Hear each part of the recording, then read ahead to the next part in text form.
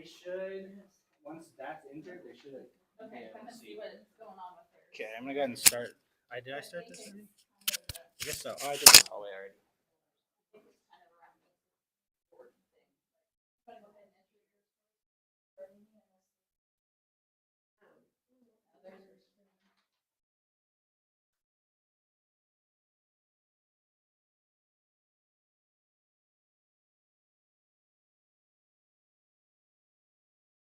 Every time.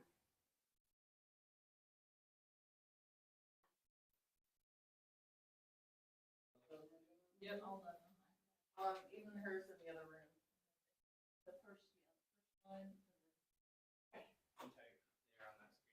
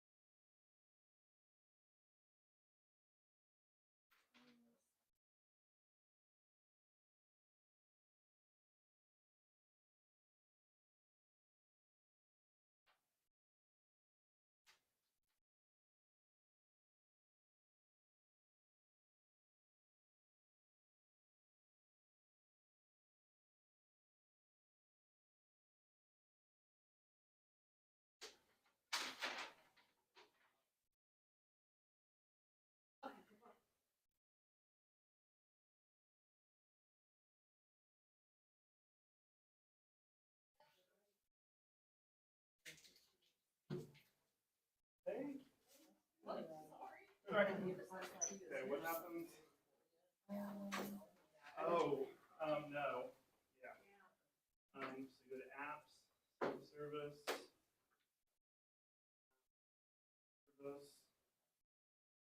Instead of that other way.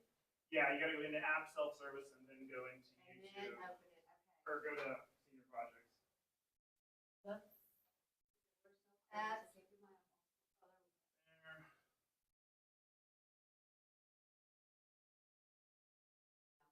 All right, that'll work for you? That Thank works. you. Awesome. Thank you. Yeah, you gotta go into self-service. It was on the reset password page from the. So they went into that. They went to that self-service. Yeah, you gotta go into kiosk full screen mode.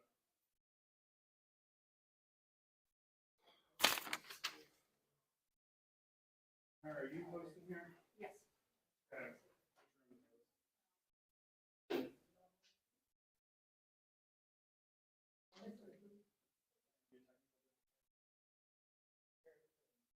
So we'll do that. Heads up. Okay. So. You expect me to remember that? Here, Okay. here. Yep. I'm gonna put some hand lotion on really. So you see the mouse moving, that's us. You know what? I can't get my rings off. Those peppers are starting to get a little soft, and so I ate those and. Yeah, I was gonna bring some of those yesterday and we didn't get them cut up.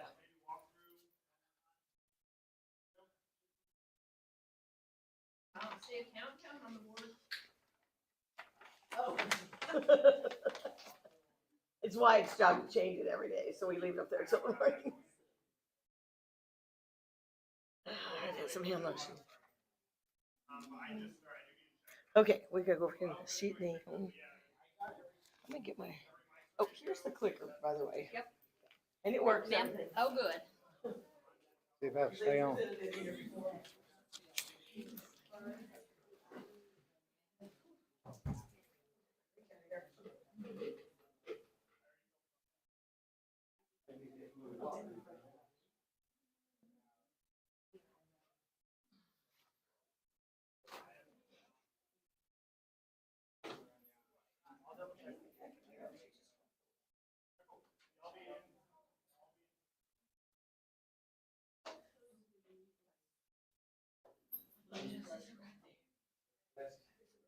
Nobody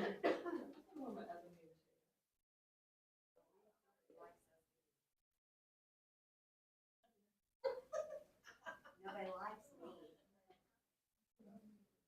This really is good for name tag. I know, but like, we're gonna have you bring it and I forgot. I'm gonna message you with it.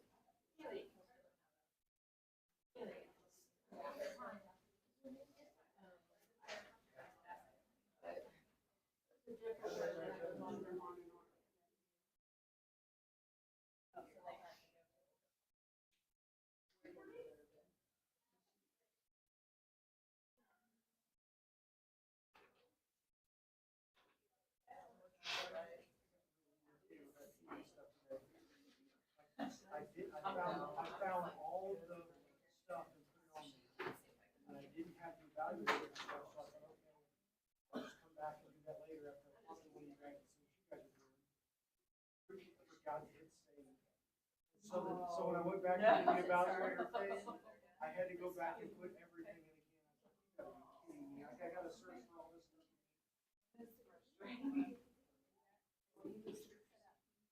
I'm terrified.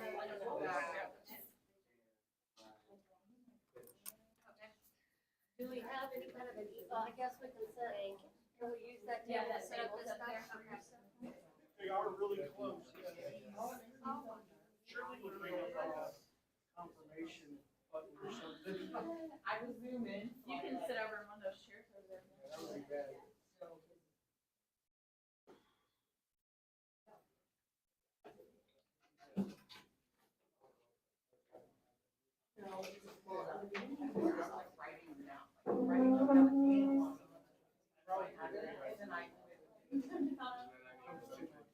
That's probably a really good idea.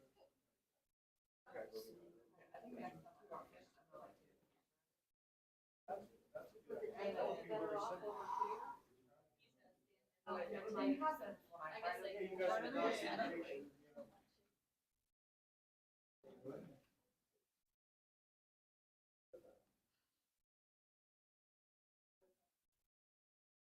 The clicker was turned on.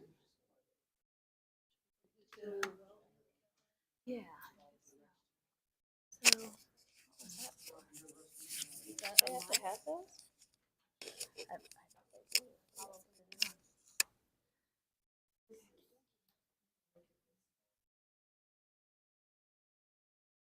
I thought they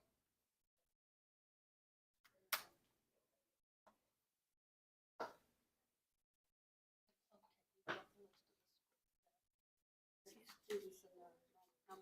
Yep. Well, I don't have the number. I just have the time and their name. Student's name and number for that. Yeah, we don't have it right.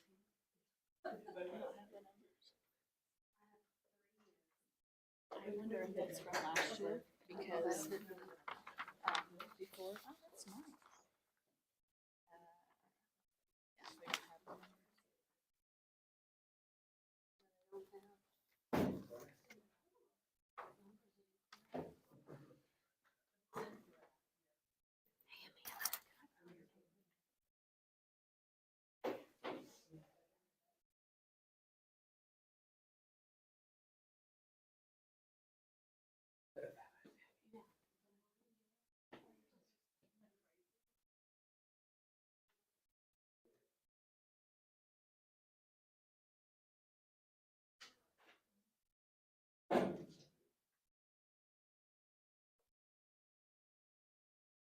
Get the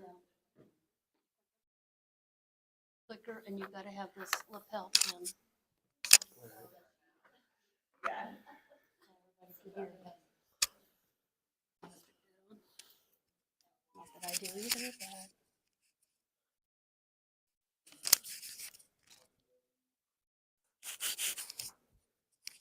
You gotta be smarter than. Andrew, where is the best place to put this? Are you a loud talker or a soft talker? He's Say something. nervous, I'm saying. What? You're He's good. nervous. All right, we're gonna put it right there. Okay. All right. Let me just double check, make sure it is on. He's doing. You say something? Yeah. Awesome. You look good. Good luck. I'm asking to Thank see. you.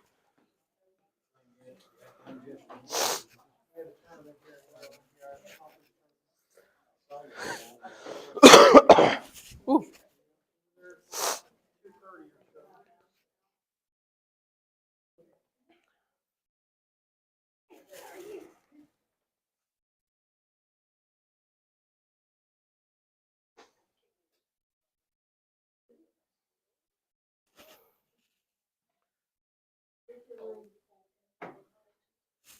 Cole Hood.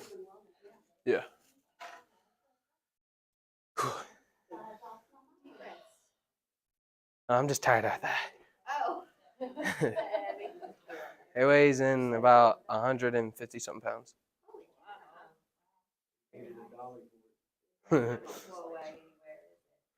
Yeah, it's for my grandpa.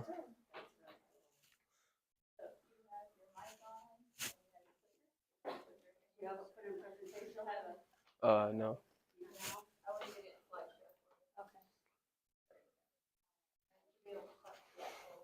We'll just.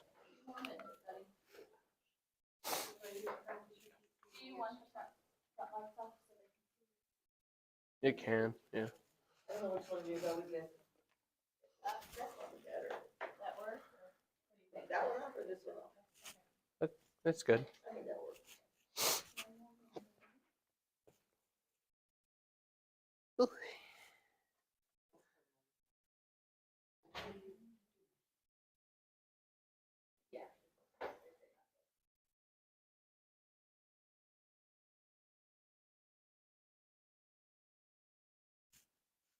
So I just like wait till time or okay. I have to wait 1 more minute. Okay.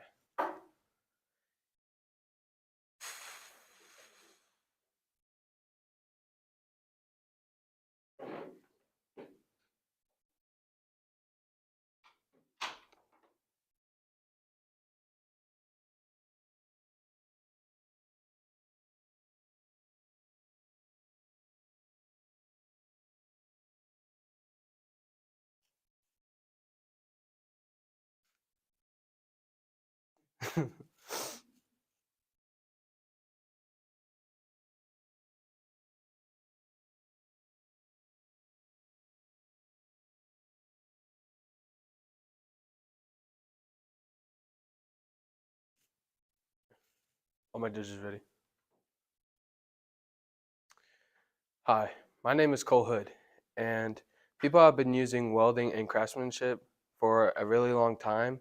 And ever since I was little, I was obsessed with welding and craftsmanship because every day I would go to work with my dad and I'd see him welding trailers and buildings, and a lot of stuff for other people.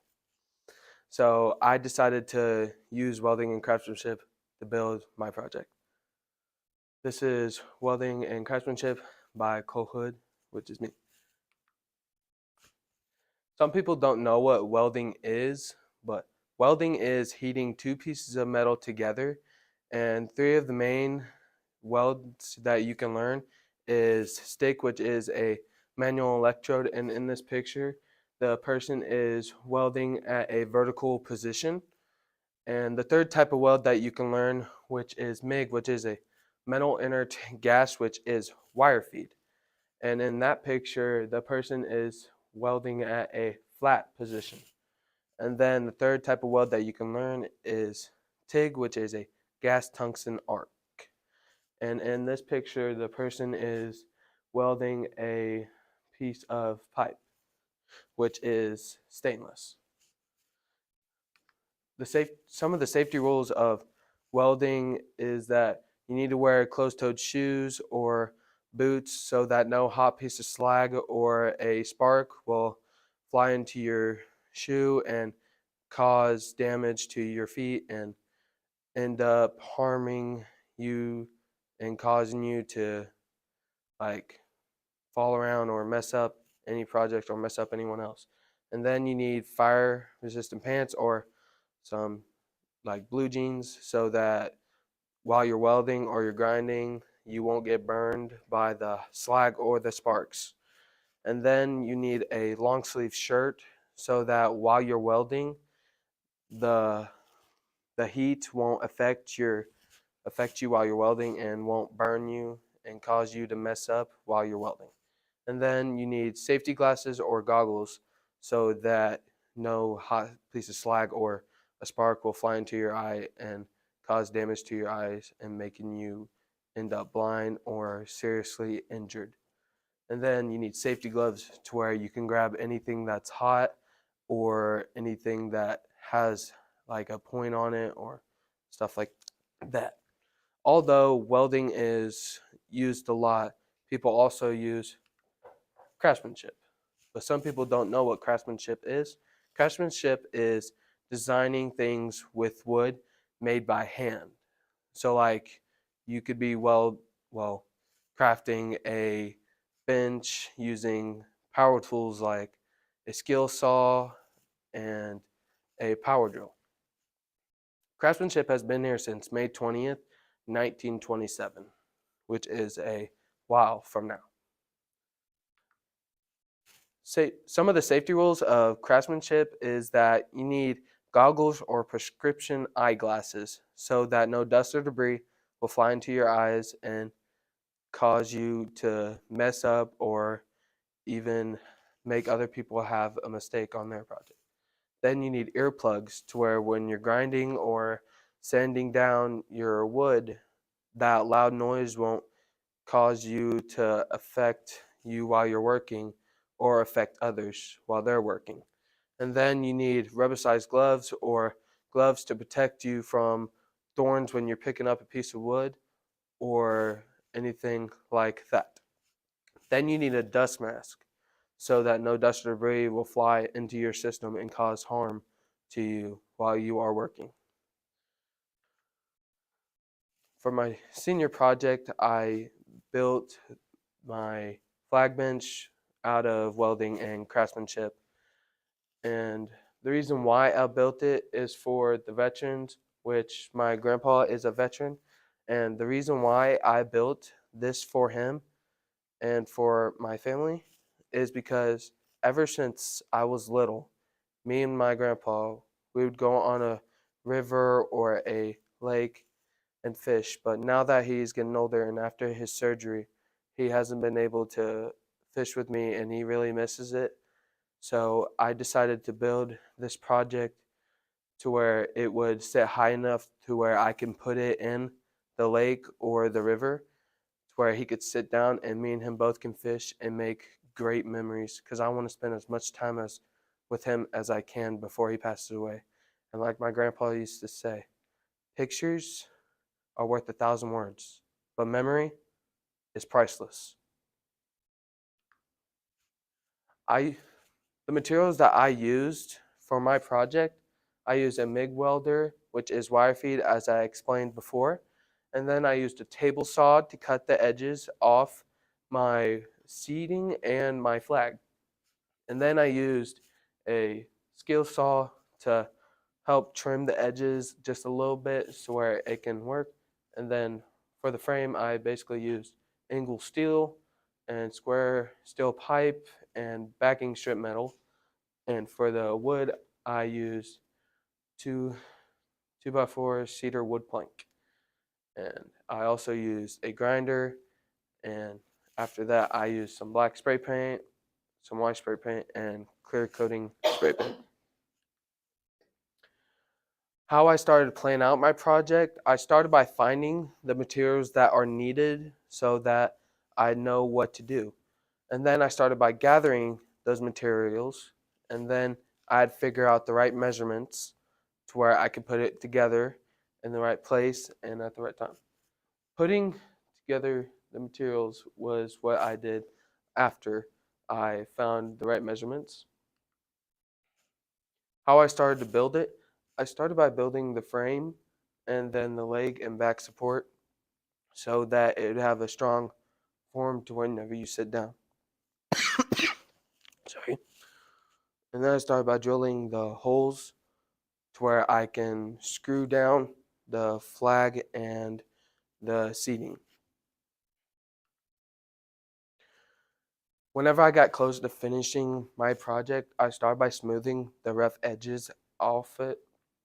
And then I started by painting the frame black so that it would have a nice color on the outside. And then I started cutting the wood measurements because sometimes I would forget to do the right measurements. And then I started by sanding the wood down some more to give it a more smooth part. And then I started putting a clear coating on so that no rust would happen on it if it rained or whenever I put it in the river. And it would also give it a nice shine. Some of the challenges I faced making my project was making the right measurements because it wouldn't fit on the frame because sometimes the frame was just too small, so I had to grind down and cut the edges on my board. Then I had to put the materials in the right place so that it would fit and everything would look great. And then I had people messing with my project in Votech at West Plains, so I had to grind it down every day, and all the time there would end up being a weld or a cut on it, so I'd fix it because I know that it wouldn't look good and it wouldn't work for it. And then I had to make sure that there was no rust on it.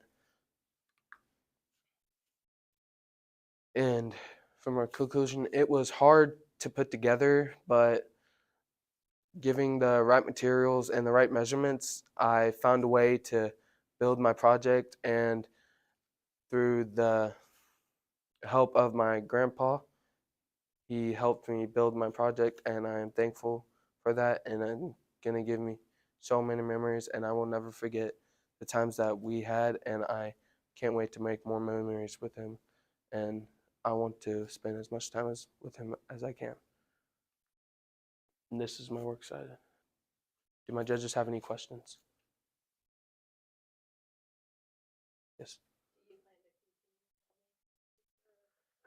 I plan on going either to the Marines and after the Marines I'll try to get some money and try to start my own welding business. Kind of like what my grandpa wanted, and so I started by doing that. What was your favorite part of the project? My favorite part of the project was me and my grandpa building the flag because it's for our nation and he loves flags so much, so he was the one that gave me the idea of the flag.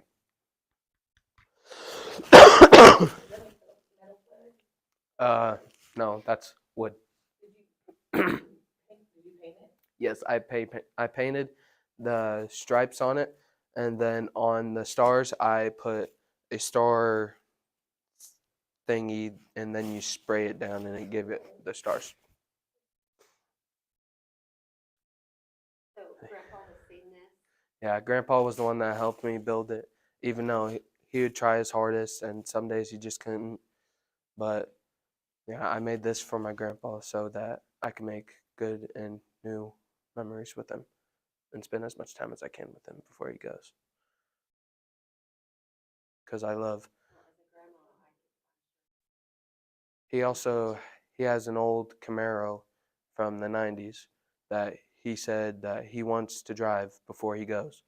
So I ended up working on that every day and having to work on this and that. It was hard, but I didn't give up, and I wanted to build this for him. And I fixed his car, and I hopefully he doesn't find out how much I paid for parts, which I paid around 20 something thousand just for parts. What do you feel like was the biggest obstacle that you faced? The hardest obstacle was probably facing the trying to put the pieces together, because sometimes I would forget where a place to go, and my grandpa would just be right on it, and he'd be like, "It goes here. Just to let you know." He was always there for me, and even though I wasn't a really good to him, I was always rude, and then I found out that he's been doing so much for me, and now that I'm getting older, I start to realize, and I feel sorry, and I want to spend as much time as I can with him before he goes, because I only get one time. Not the first kid, then. Don't feel too bad about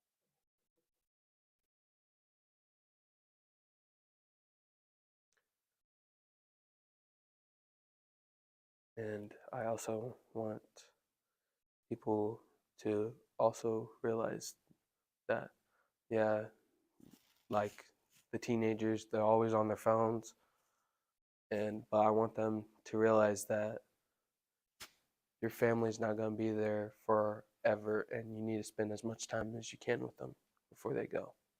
Because when they're gone, you're going to feel really bad that you haven't spent as much time with them, because you're going to miss all the memories, even though they have been through so much, and them trying their hardest to make sure that you have a good life. But some things we don't appreciate, which some people get mad that they don't have a new phone or anything, which there's people out here that wish that they had the things that the other people have today, and I want people to be grateful about what they have, and I want them to spend as much time as they can with their family, because that's what it's about, spending time with family. It's not about nothing. Spending time with family and making new friends through life.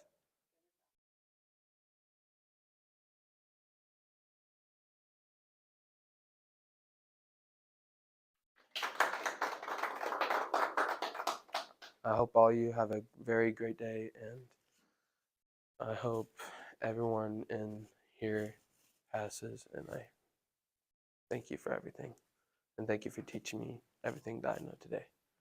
Y'all been so grateful, and to be honest, I love y'all.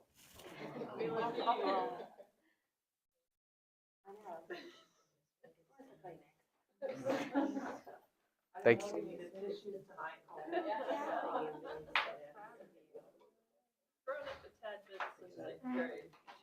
Thank you for putting up with me then.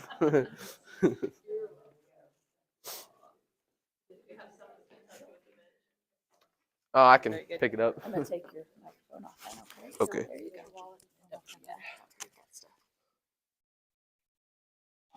Yeah. go. Yeah. There you go.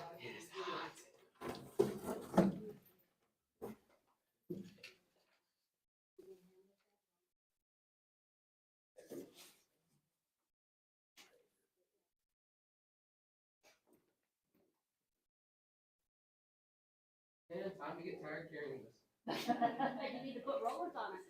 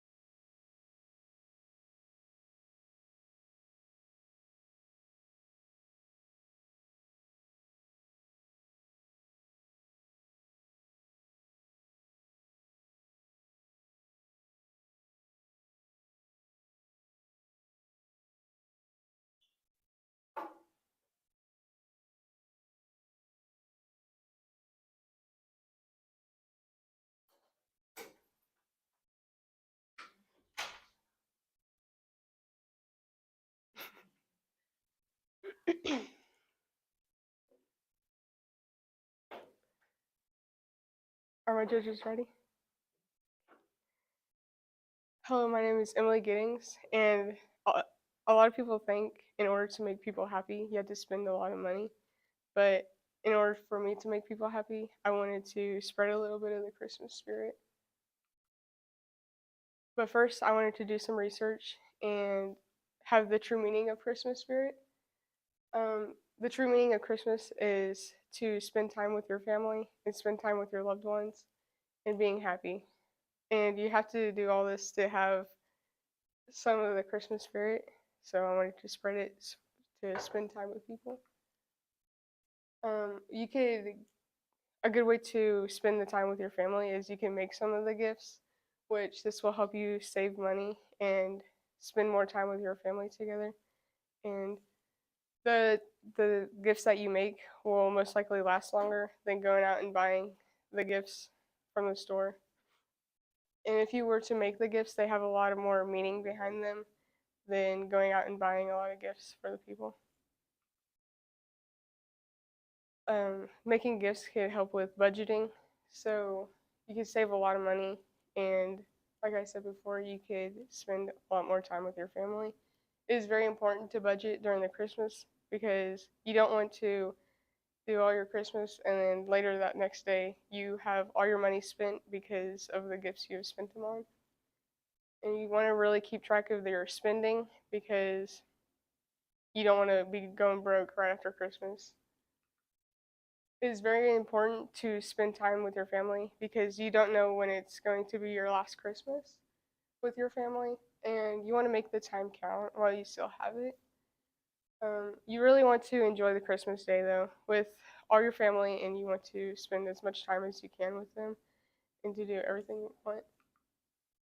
So for my project, I decided to do a mini Christmas festival, and in my project, I had a lot of animals there. So it was a mini petting zoo, and it was all Whoville themed, and there was Big Papa's kettle corn there, and we just wanted to bring the community together as one and spread a little of Christmas spirit for everybody to spend time with each other.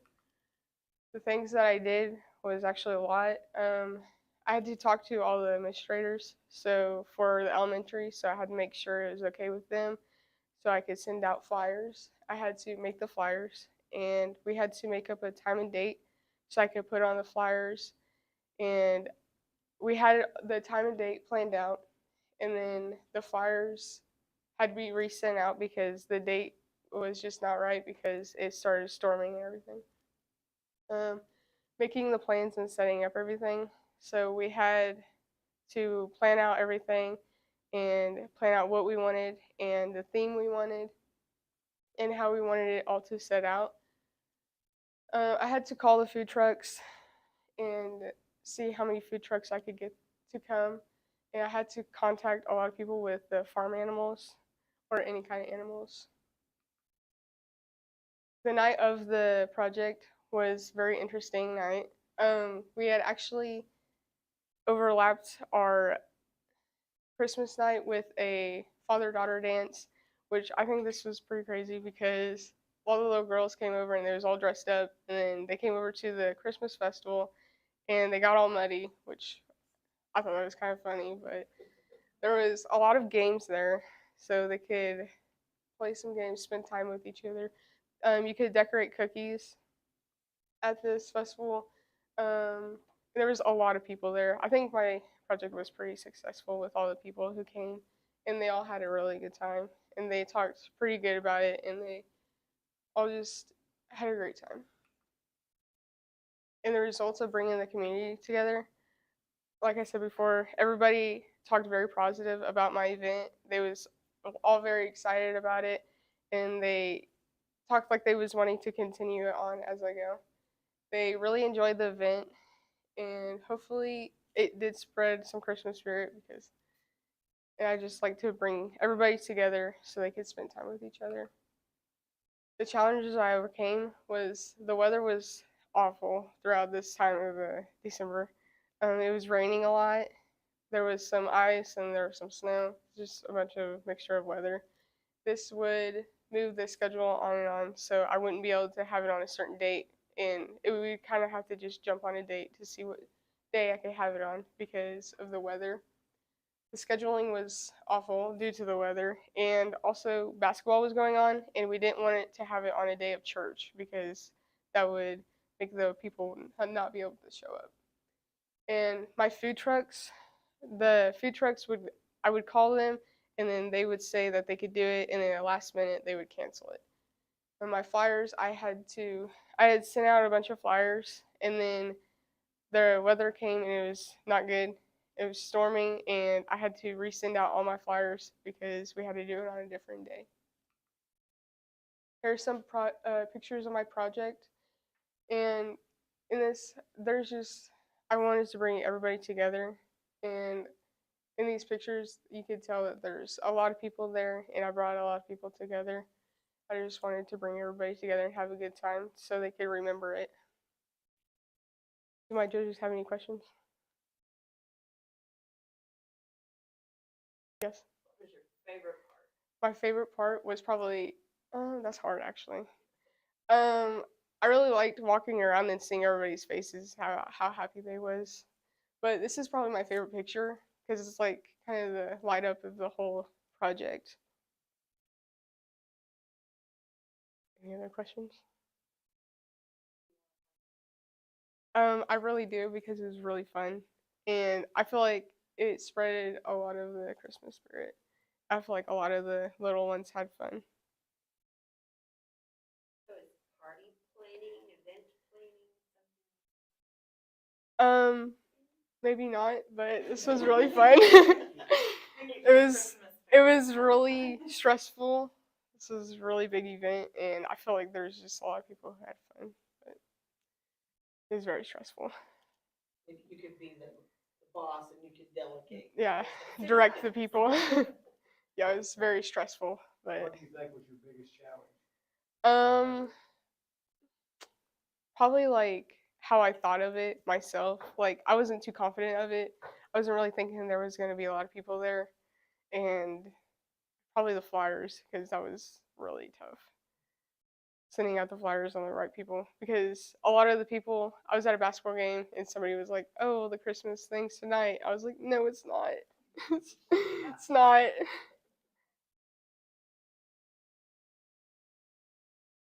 What are your future? Hopefully, I'll become a CNA and work at NHC in West Plains. Hopefully, and then maybe bridge over to LPN and then RN. Definitely know how to decorate your front yard now. Yeah.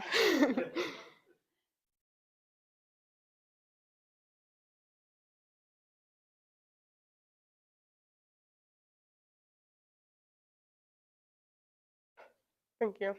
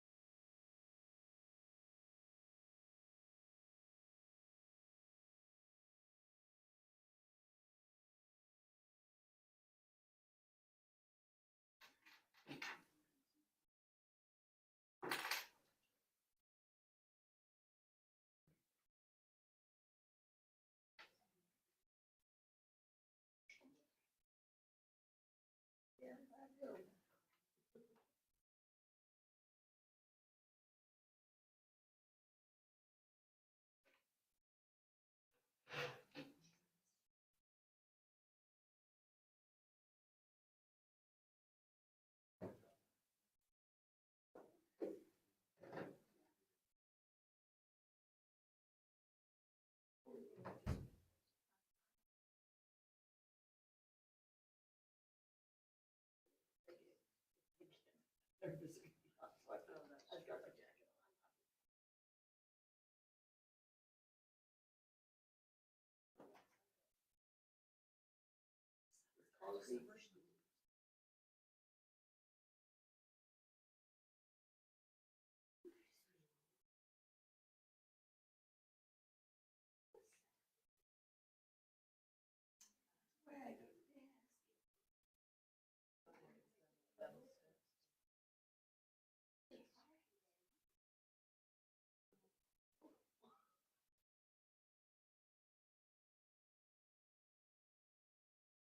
That's because it's a fifth grade.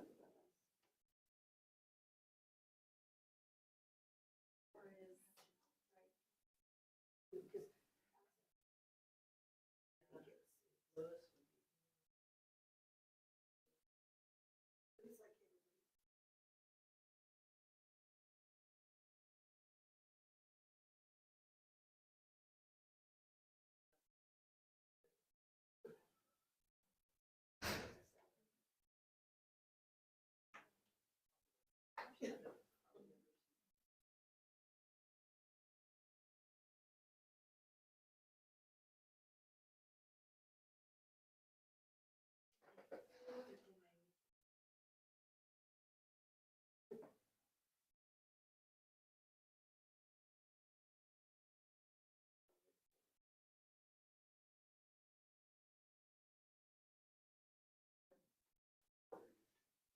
are you picking? Kids have, they say it's easier to do it like that. I'm eighth graders.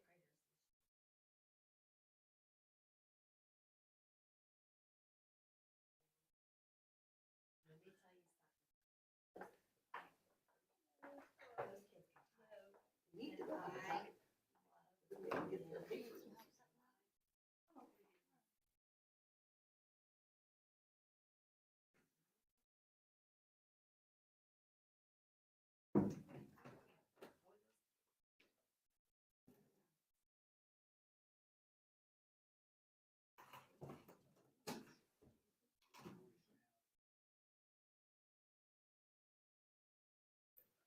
Is it because we're getting recorded? I don't want to be recorded. I didn't sign anything for that. I don't want to be recorded.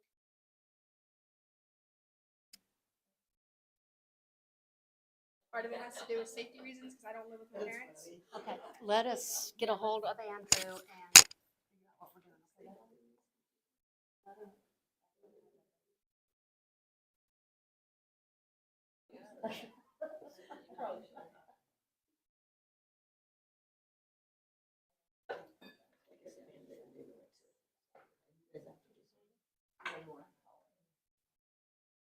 We're gonna finish after text.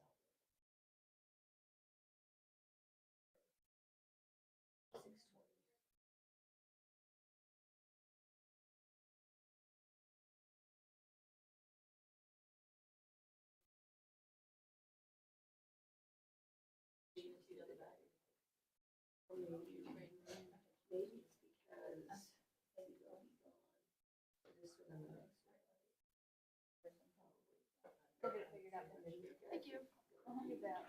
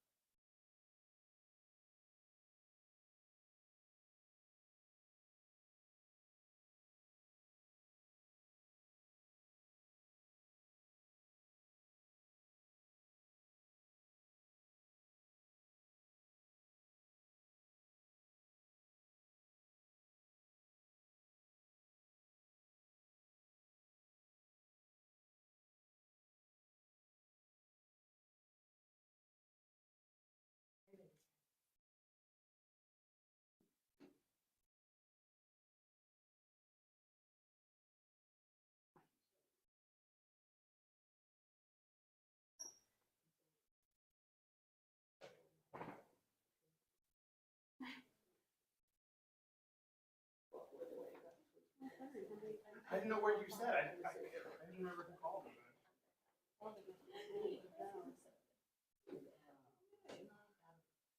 There was a cruise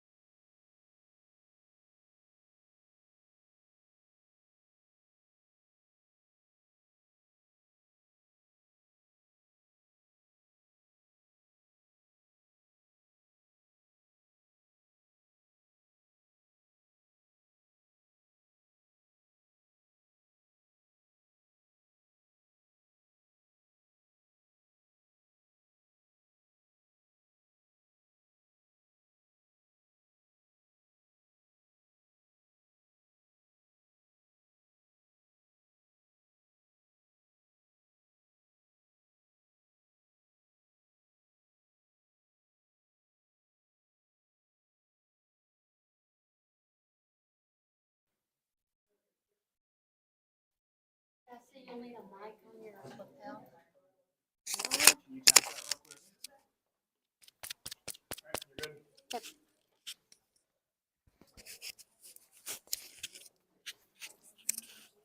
All right, let's try that. Alright.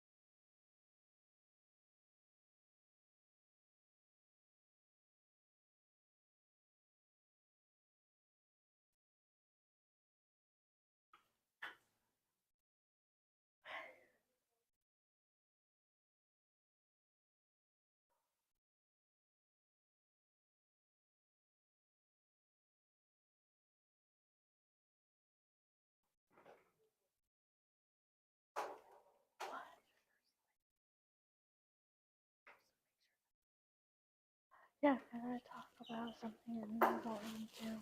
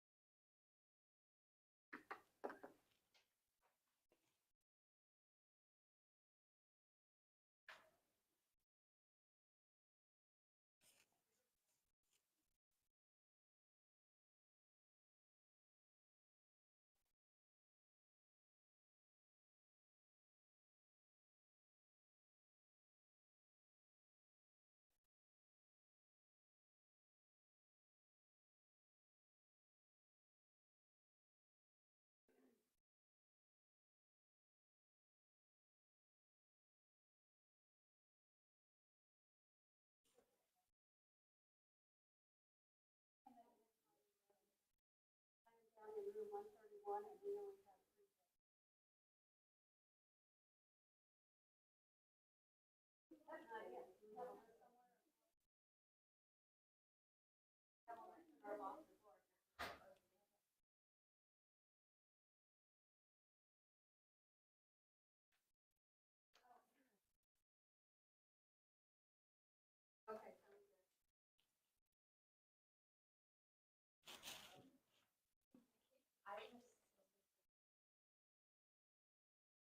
You have all their information.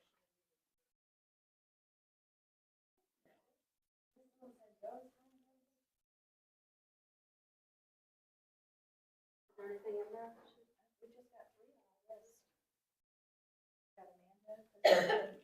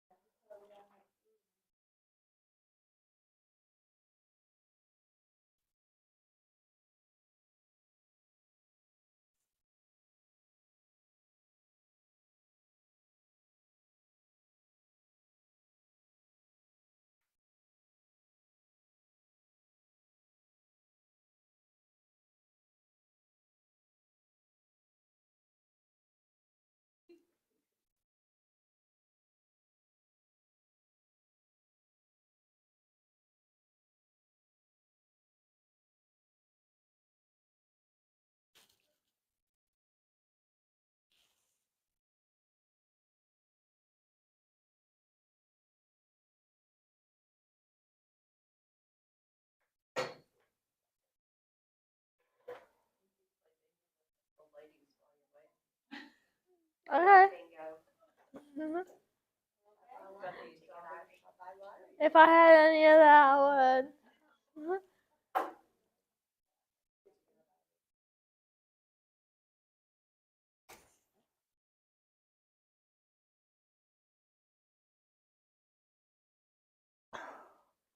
All my judges ready. No, like, that's it for reason. Alright, all my judges ready. Have you ever noticed that you don't see very many elderly people out, maybe shopping or out walking around? Well, there may be a reason for that. Maybe because they can't get out of the house. And I'm here to talk about why it would be nice for people to go talk to the elderly and be able to get them out of the house. So, social longevity is key within the elderly population. Hi, I'm Cassie Glisten, and I'm going to be talking about the mental health in elderly people. So, I want to hit on the mental health of elderly people. So, depression, which depression is, it's a mood disorder. It's not always how you feel. It's a disorder that is sometimes treatable. And anxiety is the fear of not being able, is the fear of not being good enough.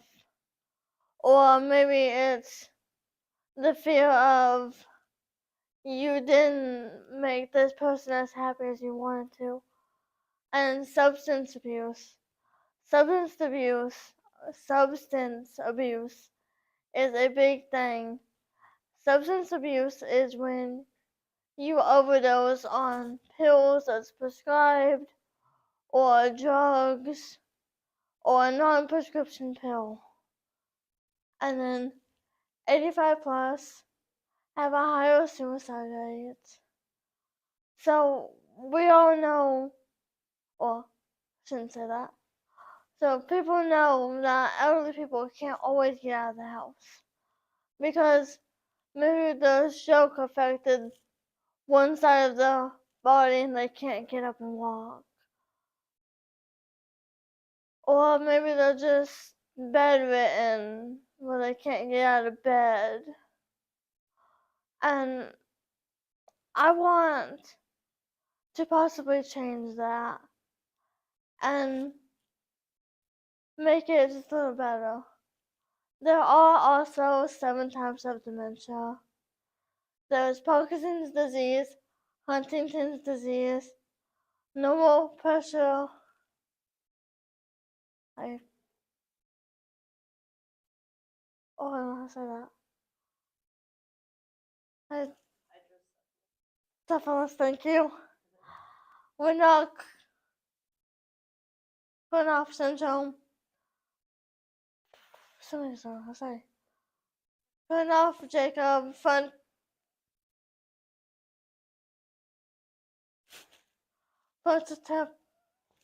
frontotemporal, I can say it, and mixed dementia. So Parkinson's disease it's a disorder that is in your brain that affects, I think it affects your speech. I believe so.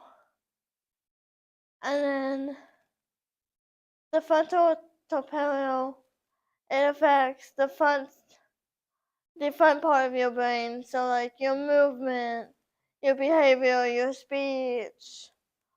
And then mixed dementia it's where you have more than one dementia.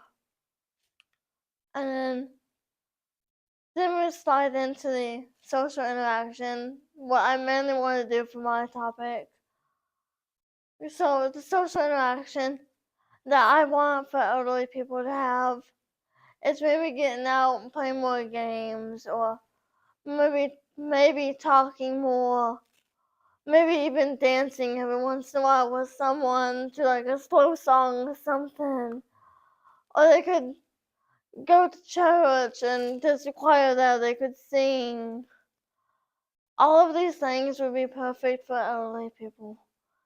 And I honestly think we need to get out there more and involve these people in now. Maybe like playing a game with them every once in a while, or sitting down talking with them. There also is a decrease in health. So suicide rates are higher in elderly people. And then the illnesses do increase as well. And then 1 in 4 adults experience mental health. That's almost about 20% that experience mental health. And then, so my product I decided to do was I decided to play board games, or as you see, I decided to play bingo with the elderly people. But before I played the games, I of course helped clean up, because they ate food. I helped give them food and helped clean up and helped, get them more to drink. This definitely motivated them and became more happy when I helped them do stuff that they weren't able to really do. So when I said I was asking them for help, so what I was doing is I was walking around to each individual table and asking them, hey, are you done with this? I would even go to my mentor and I would ask her, I said, hey, do you need me to do anything for you? And I think talking with younger people for elderly people would be a good start. And just maybe talking with children, because children love to sit down and listen to stories. And then talking with teens, giving teens advice, as well as, letting them know what happened when they made a mistake that they didn't mean to make. I did have a lot of problems. The time and date was one of them. That was my main thing that I was worried about. We would set up a time and then we have to cancel it, and then we had to set up another one, and we had to cancel it because of the weather, or maybe because my mentor got sick and she couldn't do it. Games was another one. We didn't know what all games we were gonna play. So I took Monopoly, but nobody really wanted to play that. So we played bingo and pitch instead. But the problem with me bringing some games is also because I didn't bring enough. There was about 60 people there who showed up for that. And I was amazed with how many people showed up, because with how many people cannot walk, or how many people are in wheelchairs, I honestly believe maybe we need some transportation for them so they don't always have to get out. They can just go out and get in maybe like a van or something. But this is why I believe that elderly should be able to get out of the house and come together and maybe talk within peers and people. Thank you. Does my judges have any questions? What did you enjoy the most? what I enjoyed the most was definitely being able to talk with the elderly and play games and joke around and have fun.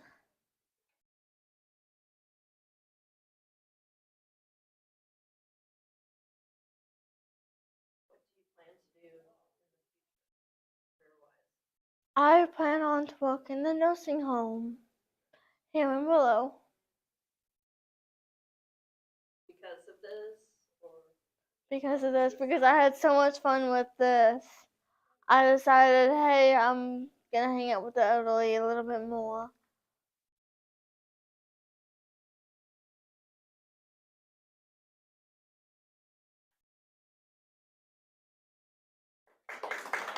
Thank you.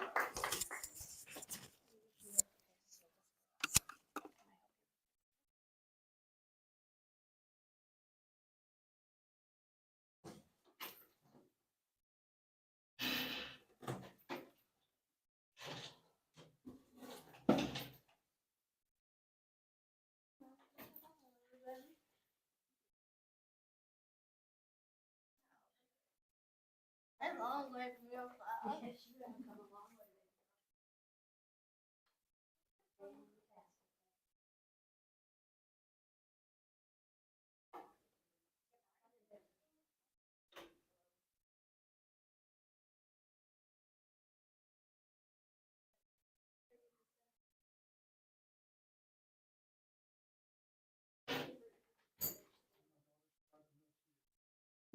That's a win.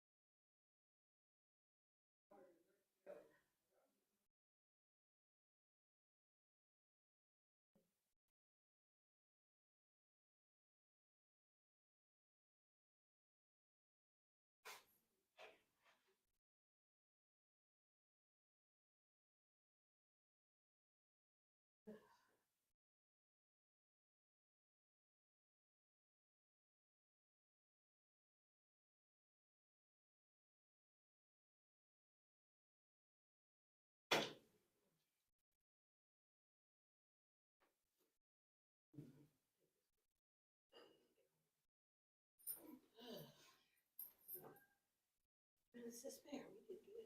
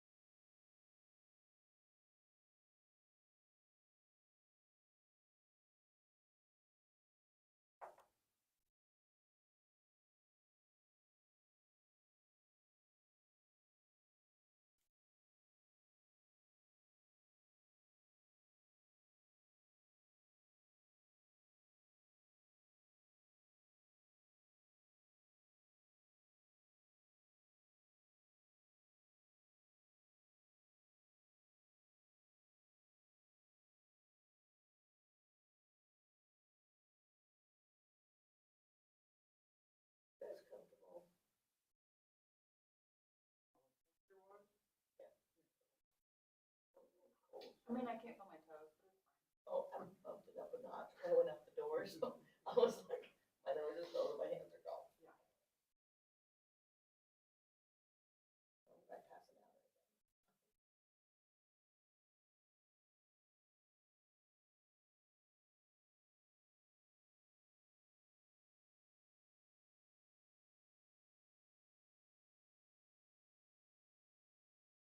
You from upstate New York?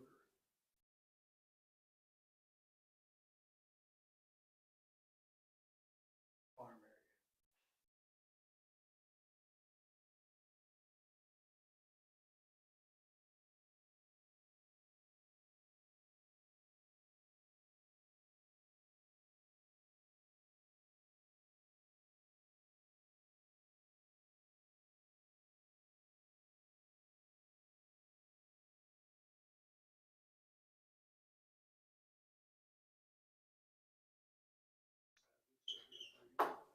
Yeah.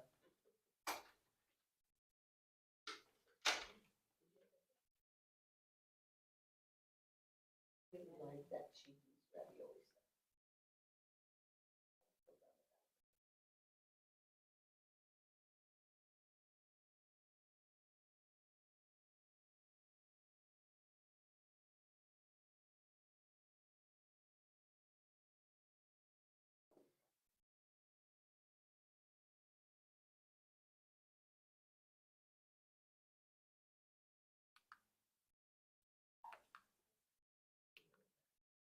There should be a video.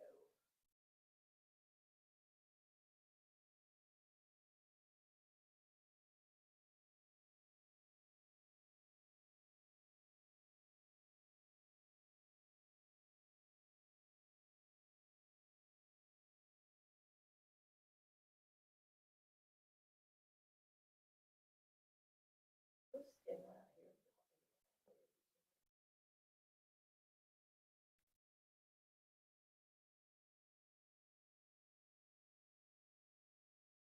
All this time.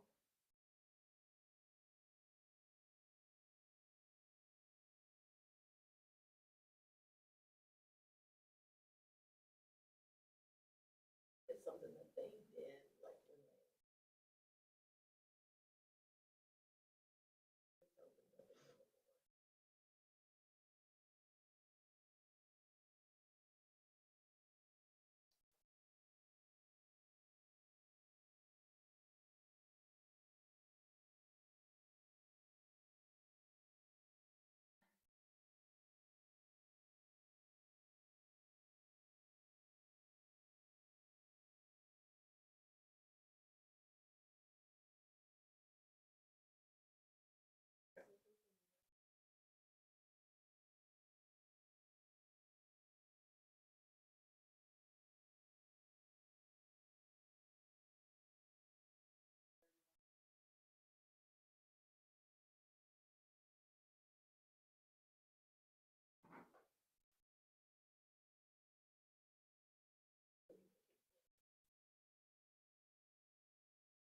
The Pentagon is high. Are you all right? Are you? Yeah. It's cool.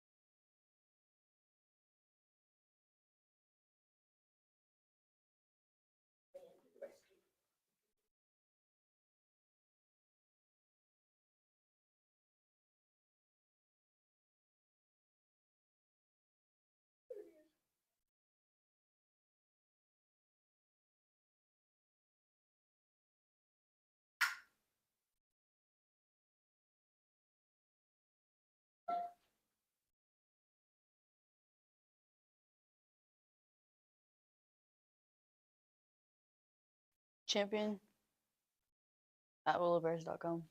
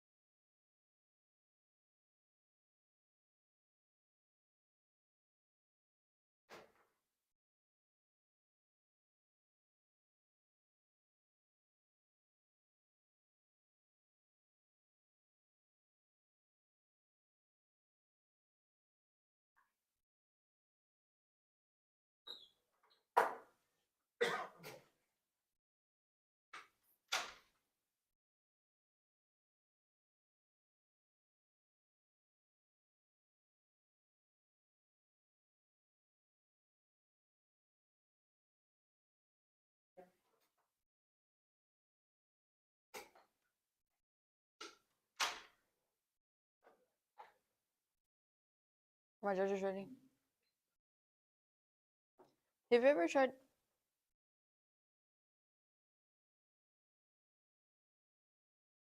Have you ever tried something that has been scary to you before for the first time? Well, in this video, I was getting on a horse bareback, and there was many challenges with that.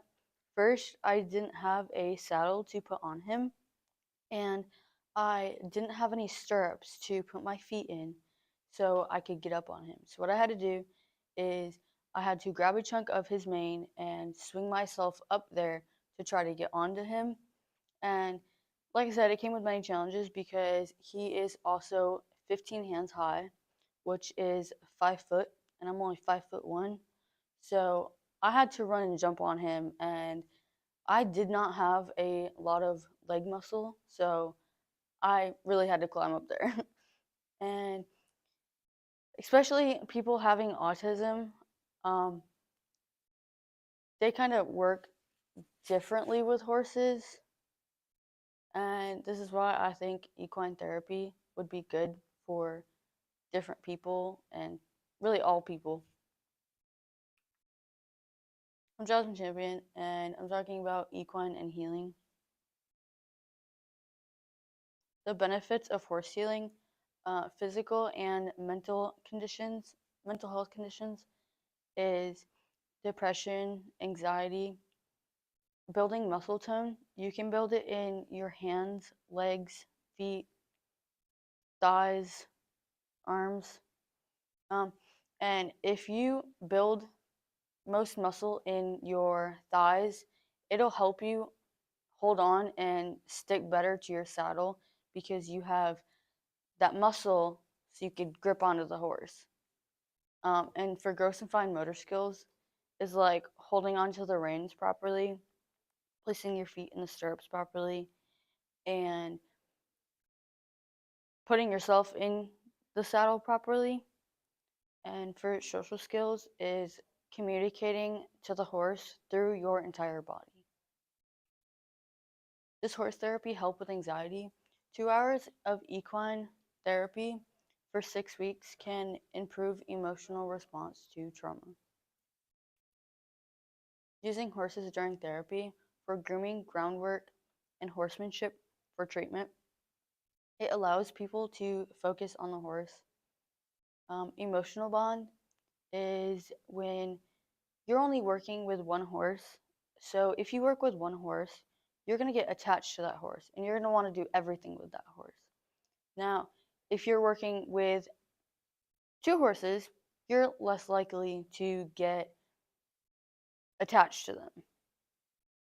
That's the same as riding a horse. If you're riding a horse every day, that same horse, you're going to get attached to them. You're not going to know what other horses do and act and how you ride them. And horse communication, like I said, is communicating to the horse through your entire body and knowing what the horse body means, like their ears. What makes a therapy horse? Horses need to be healthy, which means a vet will come out and do a check on them, and they sometimes will check their feet, and your horse could have an abscess. What an abscess is bacteria gets into the hoof or the hoof cracks, which that is really bad for the horse. Sometimes you don't even notice if your horse has an abscess or a crack in it because it could be very small. Your horse may or may not limp when it has an abscess. I've went out to my pasture and found my horses having an abscess and they weren't limping or doing nothing at all. They were acting normal. So if they have a abscess, you can put Admud on it, and it's like a paste you put on the hoof, and then you can put a baby diaper over the hoof and then tape it so the paste can stick to the hoof without any mud getting in there. So it prevents it and keeps the hoof clean. Horses have to be able to walk, trot, and canter to be a therapy horse. They have to have nice temperament, which means they can't be spooky. If someone's coming and running up to the horse is going to get scared and run the opposite way, or the horse could come back and trample you. The ability to tolerate attention. Horses have to be able to like people coming up to you and hugging your face, loving on you, brushing you.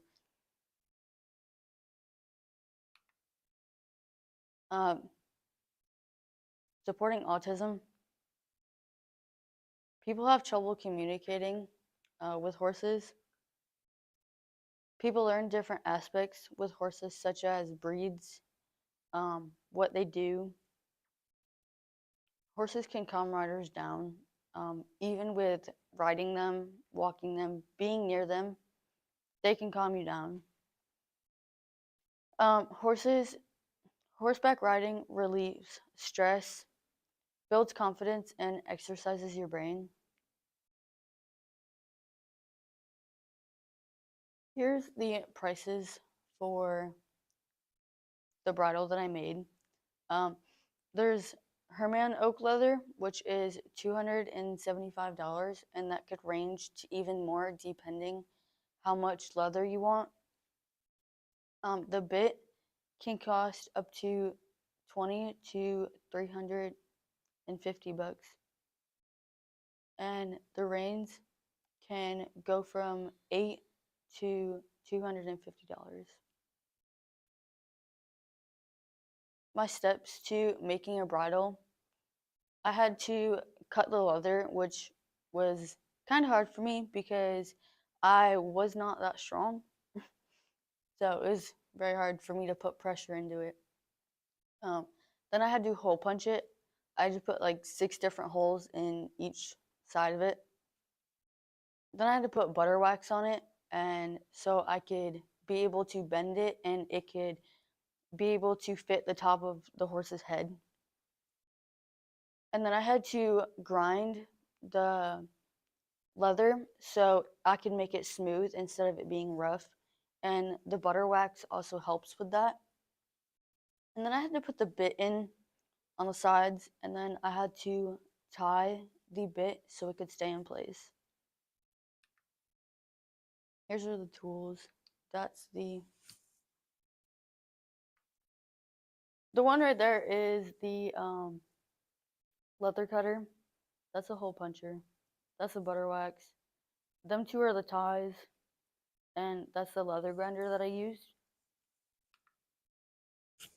Like I said, first I had to measure and cut. The second step, I had to hole punch. The third step, I had to put butter wax on it so it was smooth. And then I had to grind it down so it would be smooth and not be so rough on the edges. The fifth step, I had to put the bit and tie in on it. And the sixth step, I had to put it on a horse to make sure it could fit on a horse. And the way that I made this bridle is it can fit to a pony, to a large horse. The challenges I've had was my mentor. He wasn't answering the phone, which the scheduling was really bad. Sometimes I was sick, and the rides getting down to West Plains and him being in the shop was very difficult. Do my judges have any questions?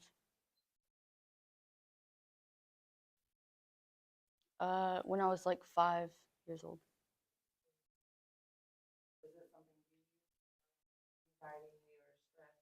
Yes, that's what yes. I also have a picture over there on my trifold board when I was like 5 on a horse at my first rodeo.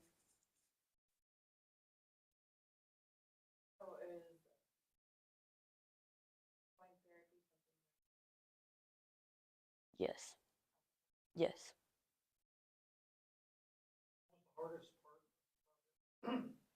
The hardest part of the project was probably trying to, when I first started, I had to take this tool. I don't remember what it was. I had to like cut part of it, and like I said, I wasn't strong enough, and so I had to put a lot of pressure in it, and my mentor had to help me put pressure into it. Yeah, I think that was like honestly the hardest part.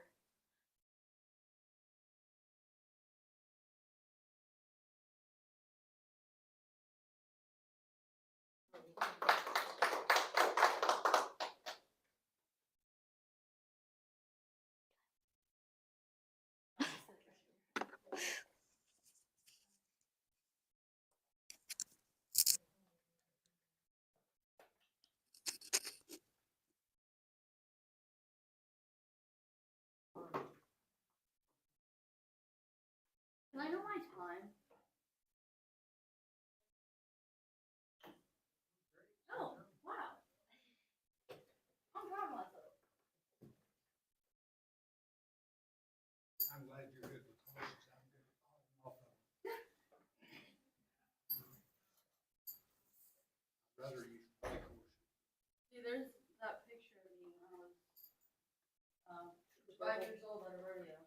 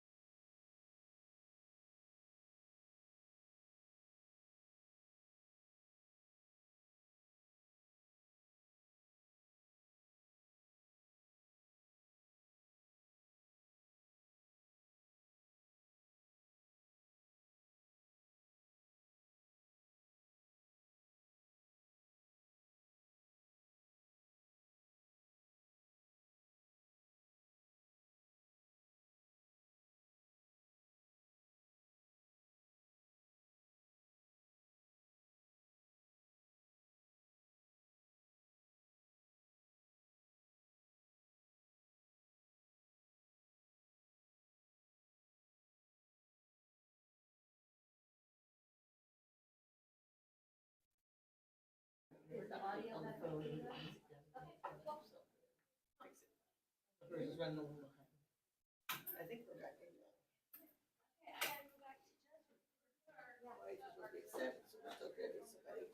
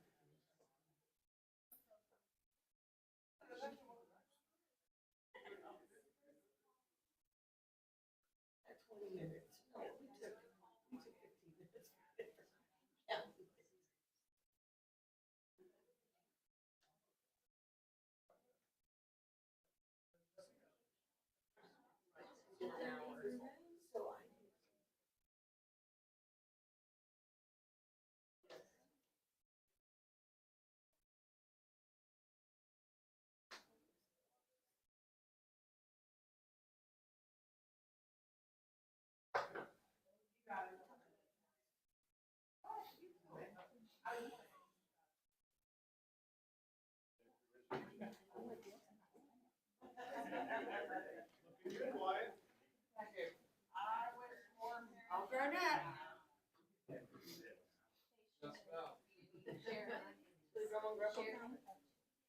Yeah, they're up there.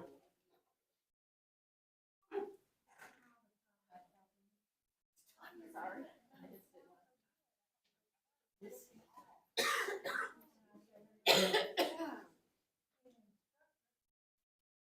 Here, let me help you. Go ahead and sit up on this table so our judges can see it well.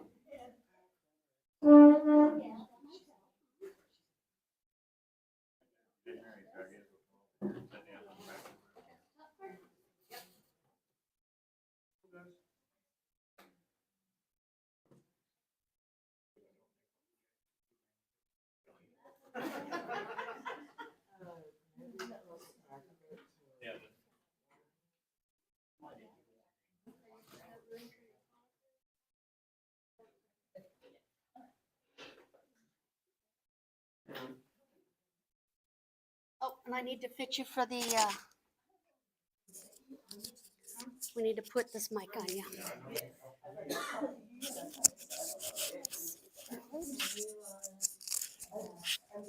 There we go. Thank you. Here is your Clicker. clicker. I shall get this pulled up for you and it'll be all ready to roll, okay? All right. There you go, sir. Thank you. Yes, Where are the tissues? tissues, we got some right back. There.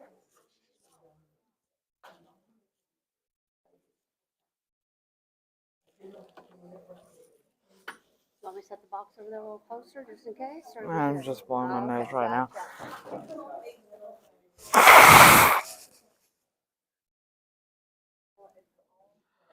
Oh, that ain't good.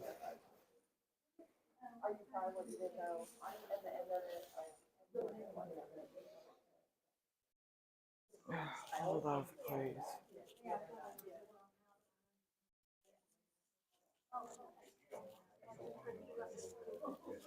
Yeah, what else can I do for you, sir? Oh, that's about it. All right. Huh?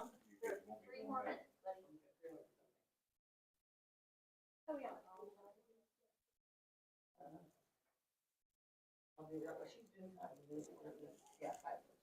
What is that, one of the judges too? Takes the time.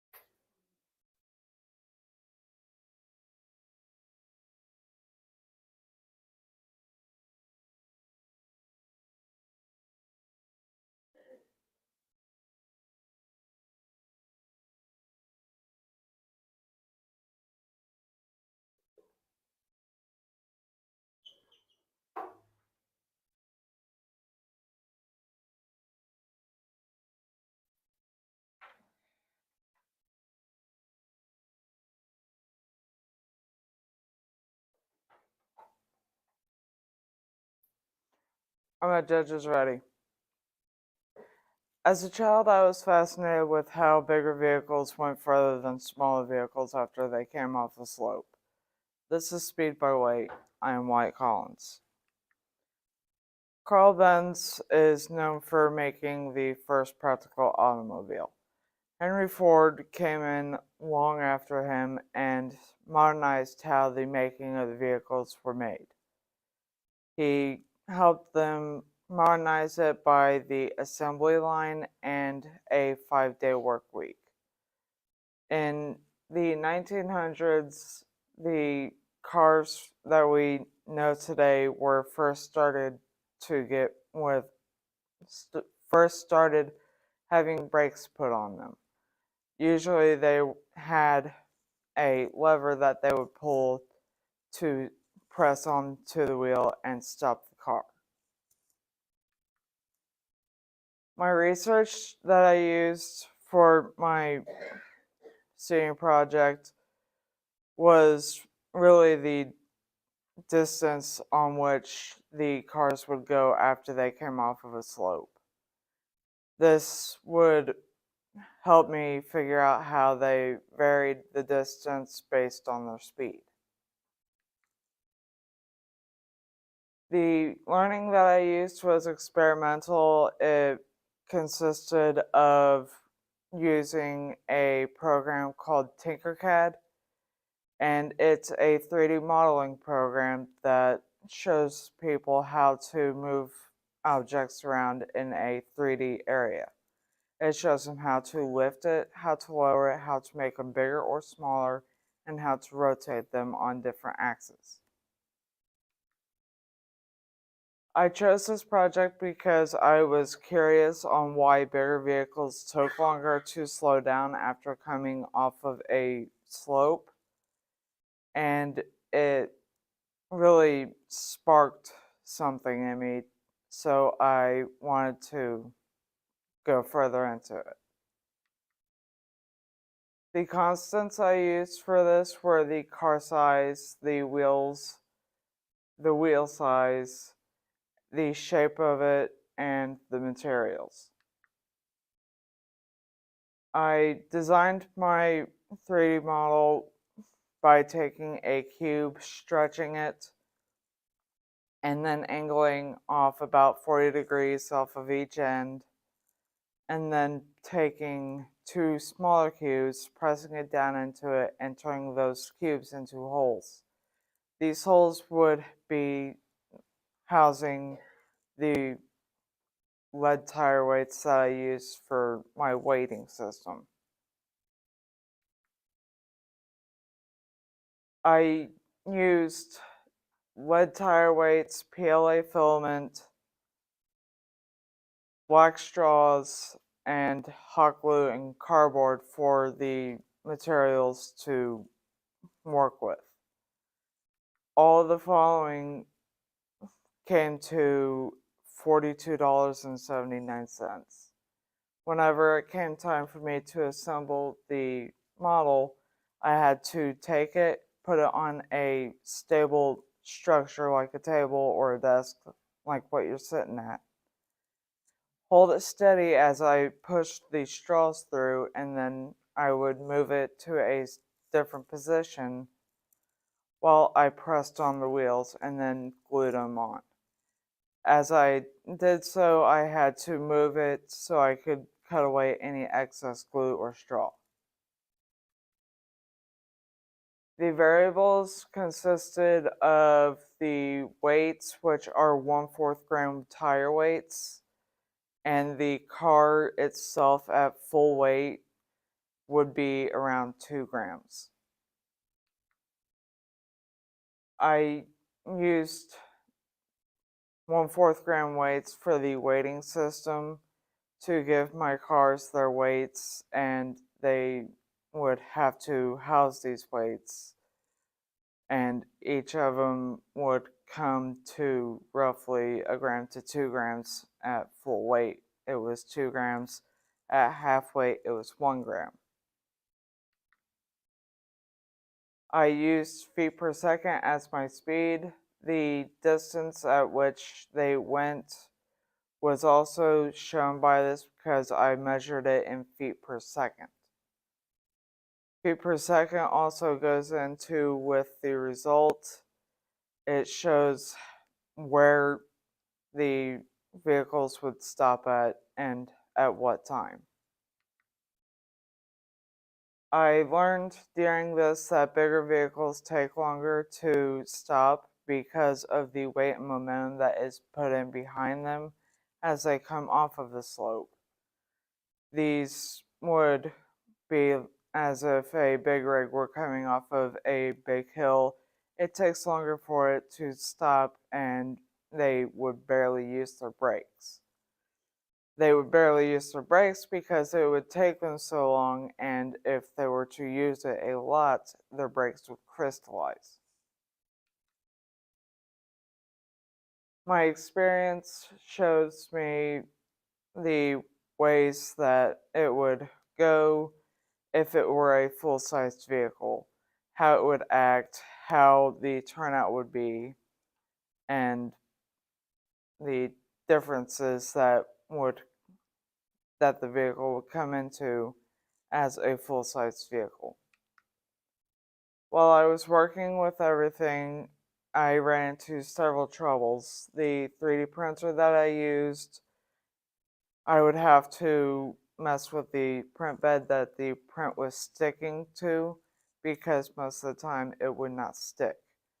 So I had to go through and wash the print bed in acetone and rubbing alcohol. The acetone eats away at any oil or grease, which keeps the print from sticking. There are times that the print could stick to the print bed more than usual, but that was hardly the case. The case that I ran into constantly was it not wanting to stick. So I had to wash it in acetone, then rubbing alcohol to keep the print from sticking.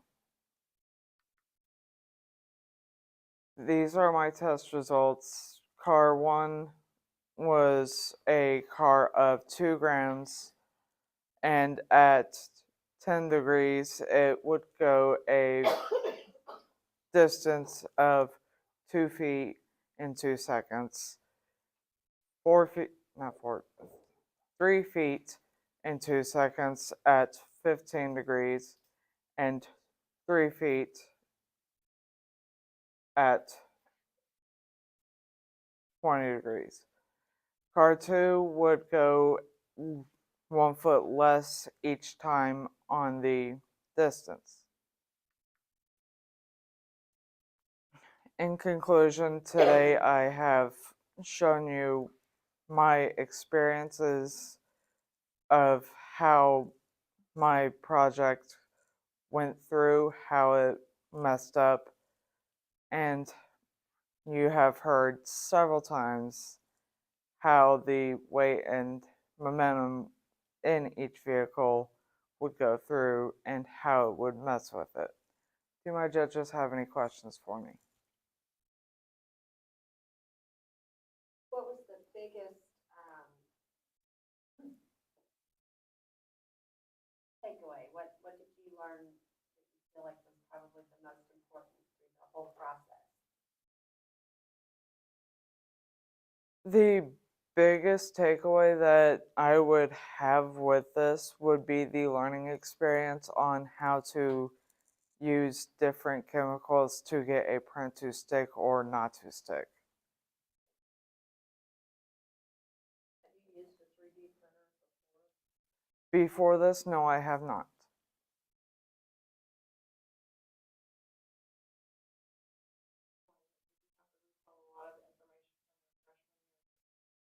Yes. I heard lots of physics things in there. Was that a challenge, or did you enjoy doing that? I enjoyed doing it.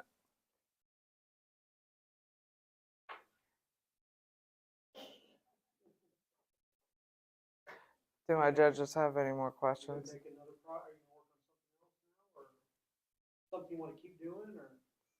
I would like to keep doing it, but I am not sure.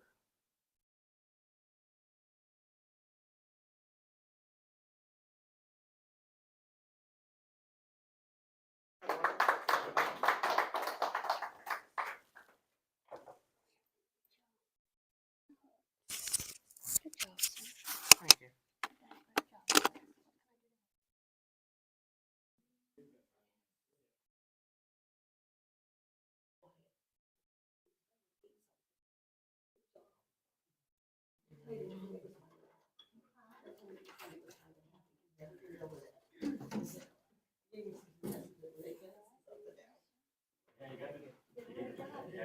a long way, start with flat. Yeah. Hey, how long did you make it? At home, I could never get it past 5. And I would check your in.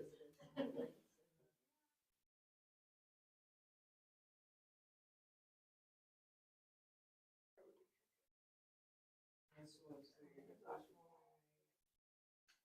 I then scrubbed the design and came up with this where Troy degrees and whenever I found out because of her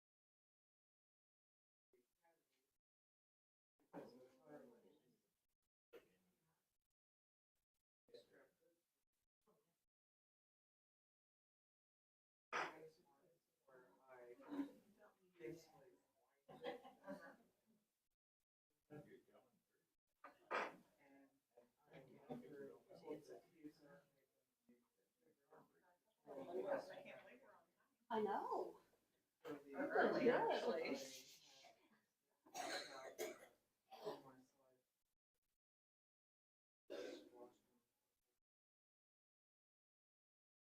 That's awesome.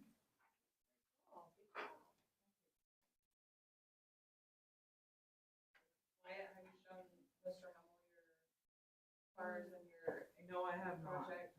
You'll have to show him all the stuff you learned. Love that. Prove to him that you really did learn something. Last one.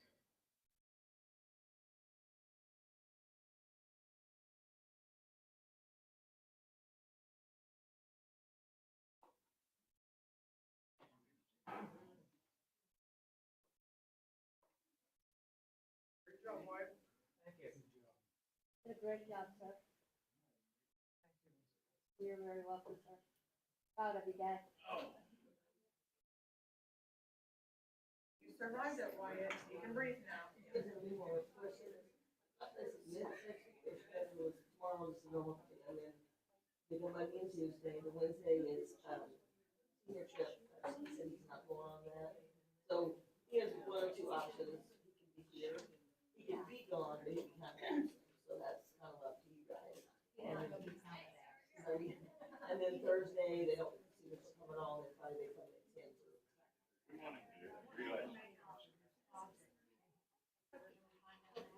Probably gonna have Yeah. you'll find out maybe tomorrow. So you're kind of school.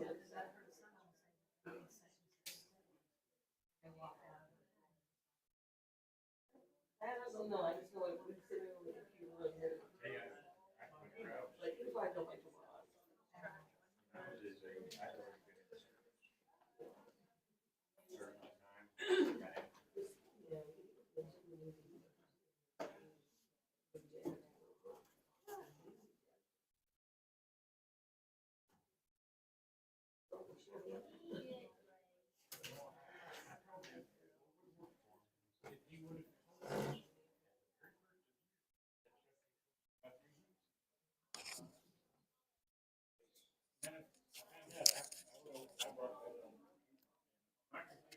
Give me 1 second. I could hear however many people they had. I would slant it this way a little bit so your judges can see. You're very welcome. I need to put this mic on you. Oh, sick. Yeah, you're like, you know, Hollywood. And you got this. I hope so. Oh, thank you kindly. And you've got about 6 minutes. Which button do I need to press? I believe Oh my gosh, is there a laser on it? there is. Let's see if I can remember how to do this. This is your. Oh, It's not awesome. working, but you could use it over here. Sick. And then to go forward, you do that. To go backward, you do that. Alrighty? 10 minutes, 6 minutes, 5. Shake it all out.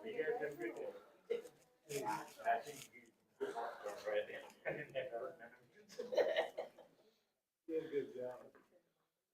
get chase me down, you do better.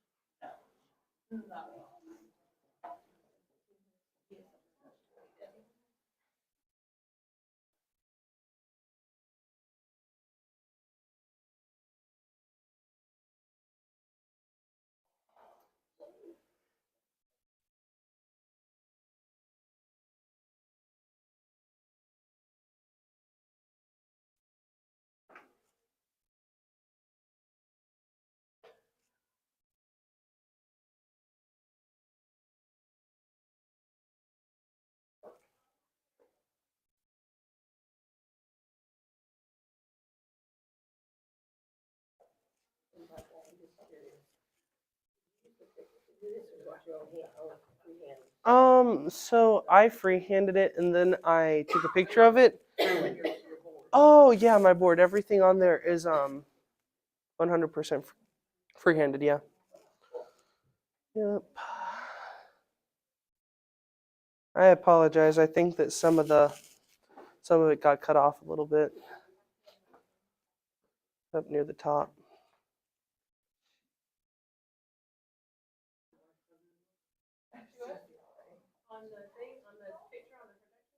No. Yeah. Over on there it says first look, but it says st look. Whew.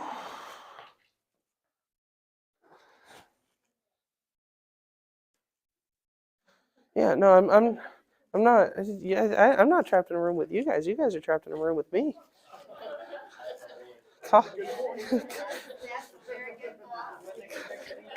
Caution, caution, y'all.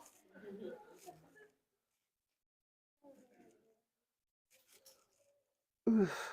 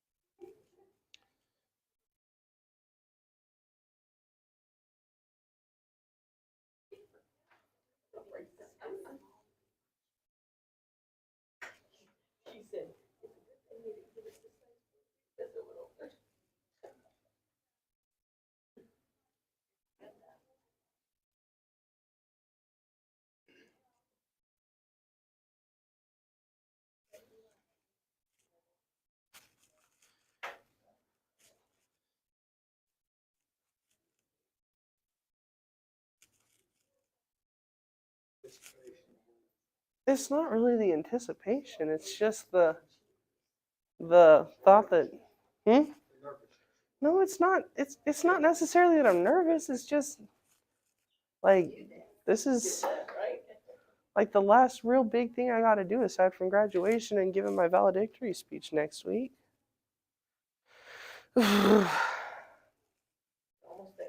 Very nice. Very nice. Are my judges ready? Alrighty. Imagine for a second back to your middle school. Probably a lot of you guys remember it. Probably a lot of you guys had at the very least a decent time. For a lot of my middle school and the start of my high school career, I did not have the best time. And in order to handle not having the best time, I didn't have that many outlets, but one of the ones that I knew that I could turn to was art and storytelling, which in and of itself is an art. And back when I was younger, I'd make a lot of stories. And one of them that really stood out to me that I really liked to build on was one about two young men in the middle of an apocalypse that just kind of changed everything for them. I really liked the thought of that idea, and I worked onto it and built on it until I had everything went wrong. The plot is pretty simple, not super complex. It involves the two main characters, Terrence and Andrew, as they traverse their way across the end of the world, or 20 years after the end of the world. They've got to fight zombies, they've got to fight other people, but there's some things out there that are a little bit more dangerous than all of that. There's a lot of adventure, but I don't want to spoil too much, just in case you guys decide to read it. Some of the precursors that lead up to this is metahuman politics that heat up. In my book, I had to kind of look into politics a little bit, what's going on in the world right now, to create a stable idea for for metahumans. Good controversies. I essentially created this entire new race specifically for my book, so I had to figure out a way that this new race would work into the story. I had to come up with some controversies like living situations, jobs, and stuff like that. Another precursor was that NPID, previously called NPDI, until the 1990s was defunded, right before the events of this book. NPDI stands for National Paranormal District of Investigation, later called National Paranormal Investigative District. It was defunded right before the viral breakout in the Middle East. In my book, metahumans are a species that are able to survive the zombie virus, so the first ever metahuman strike force is sent to the Middle East to combat it, which causes even more controversy because people don't trust them. Unfortunately, the zombie virus breaks out, spreads to the rest of the world, and they attempt to use it for a COVID-19 cure. But that goes wrong and instead creates auto-zombies that pretty much destroy the rest of America pretty quickly. To go over a couple of the zombie types, there are the normal zombies, which involve 3 different types. They're the chasers, which are the ones at the beginning of the book. They're the fresh ones. They're faster, they're stronger. They're the ones you think of most of the time whenever you think about zombies. They're the grays, which are after the zombies have rotted for a little while. They're called grays because of their gray skin. This usually sets in after a year or 2 years. They're a lot slower than normal chaser zombies. However, they're stronger. The more and more they rot, the stronger and stronger they get. The final type of zombie are the ghouls. They, at this point, are completely rotten.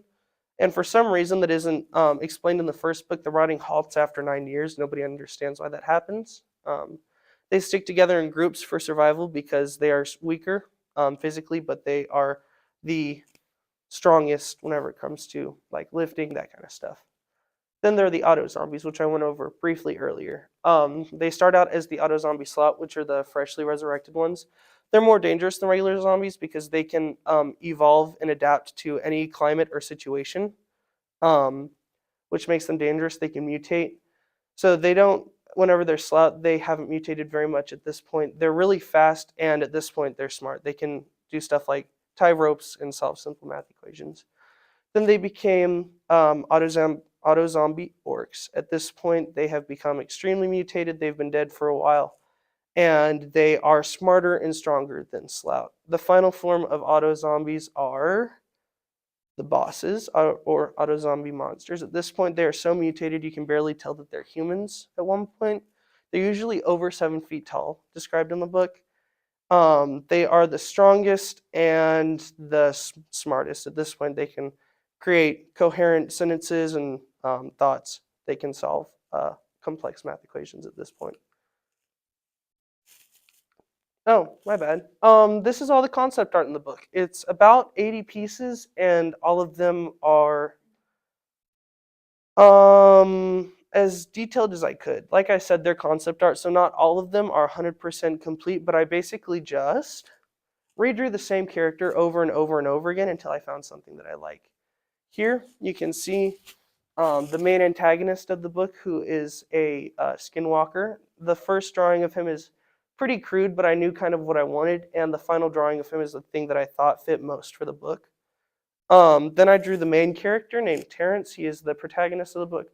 The first drawing I made back in 2022, early 2022, right after I realized I wanted to make this book, and I wanted to make concept art for him, and the final picture is what I think that he would look like in the final book that I wrote for the senior project. What research I did was titled The Way of the Artist. That was my senior research paper. Oh, in the research paper, I kind of posed the question of what is art? And I just researched art. I researched what concept art was, which is literally just any point in which you're not done with the final product that you want, which in and of itself is a form of art. Then there's propagandized art, which has always been around, but really became mainstream back around World War I, and then really blew up around World War II. I went over different art styles involving some of my artists that I really enjoyed from Marvel and DC Comics. Oops, I apologize. Little bit of Leonardo da Vinci for how I wanted anatomy to be drawn, which I had a lot of fun with, by the way. Creating all these different types of monsters and zombies, I kind of got to make my own anatomy for a lot of them, which was really interesting and fun to do. I didn't really have to stick with the regular human anatomy as much as someone with a more grounded story might would. I went over different art mediums, which is different from art styles, as it is what you use to make art. So different mediums would be stuff like for example, music, that's an art medium. Another art medium would be watercolor, charcoal. Charcoal is interesting because when people think about charcoal, they usually just think black or grays, but charcoal can be pretty much any color that you want it to be. And they're used a lot for shading in artwork, which I haven't used it myself personally, but it looks beautiful if done correctly. In my research paper, after researching enough and figuring out, I learned that art is literally anything that is an expression of self. It can be cooking, working out, it can be drawing, it could be music, it could be creating stories. Just art is anything that someone does to express themselves, which I think is really beautiful. I didn't necessarily research this as much as I did art, but in order to create a good controversy for metahumans, I went over stuff like real world politics, stuff that's going on in the news today with Trump and Biden, Elon Musk, that kind of stuff. I went over some stuff about job opportunities, how sometimes there's racial or gender inequality whenever it comes to getting jobs and income based on bias. There are some women who have the exact same jobs as men in the same field, but they don't make as much as them, which I thought was pretty interesting. I don't think that they should be paid as much because they're usually stronger, more versatile than humans are, so they're able to complete harder jobs easier, so humans think they shouldn't make as much money. I really enjoyed building on this idea of creating an entirely new race of people. I really got to work with it. I got to go all out. It was a lot of fun. It really was interesting to kind of look into some of the different stuff that people experience and turn that into my own kind of idea for a story. And yeah, I just used that to create metahuman controversies and politics within my stories. It was really interesting. It was something that a lot of people don't think about when they make a book. At least I didn't think about it. Next, I made the book. I started out back in 2022 making outlines, timelines, and character charts. That was all the juicy stuff, the meat that I knew that I wanted in my story. Or I guess the skeleton, kind of. It was the stuff that I knew I wanted in there. Big plot points like when the US government dropped nukes on big cities, or when the auto zombies came to be, where the virus started, and some of the different metahumans that I wanted to be main characters in my book. Then I wrote the rough draft around that. That was kind of the meat to the bones that was the original outlines. The rough draft was basically just the story before I had went and corrected dates and names, spell checking and all that stuff. This one was something that a lot of people don't think about whenever they decide they're going to make a book, is copyright. A lot of words like metahumans, for example, is a copyrighted word if spelled METAHUMANS without a dash. It's copyrighted by DC Comics. So I didn't know that for like the first half of the time I was making the book, and I'm really happy I caught that and went back and changed it. With the help of Miss Berry, she also was really helpful in that. She looked up words, and if she didn't know about it, she would check and see if they were trademarked or copyrighted, and that was really useful. She is a wonderful human being. I had to make sure that I knew vocabulary, because this is aimed at a more mature audience. I had to make sure that the vocabulary that I was using made sense and wasn't I had to make sure that it was complex enough to keep people entertained. Linguistic skills. There's some characters in the book who speak different languages, and I had to research a little bit about those languages for it to make sense. I created the 2 covers that you see there.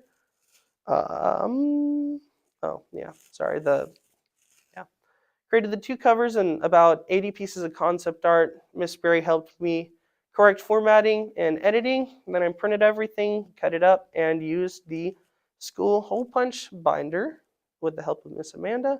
It looks really hard to use, but it's actually super simple. Back to the beginning, whenever I talked about why I chose this was an outlet, it's also always just been a passion of mine to draw and to paint and to make stories that have just been going on ever since I was really young, that I just kept on building on. And I think that that was the main reason that I did this. It started out as an outlet and ended up with just me really falling in love with the characters, falling in love with the story that I was making. I really do want to make more books. If I publish these like I intend to and it blows up and gets a following, I would love to continue these characters' stories. Maybe make spin-offs about specific characters that I really enjoyed. Just overall, I have a passion for being creative. My over-imagination has always played into that. I've always just had the most insane out there imagination that I've just really wanted to share with people and make it widespread, because I really do think that some people would enjoy these stories and ideas that I have. Just overall, I'd say that my passion is just being creative and sharing stories, relating to people, and enjoying what I was doing. Do my judges have any questions for me? How long did it take you from start to finish?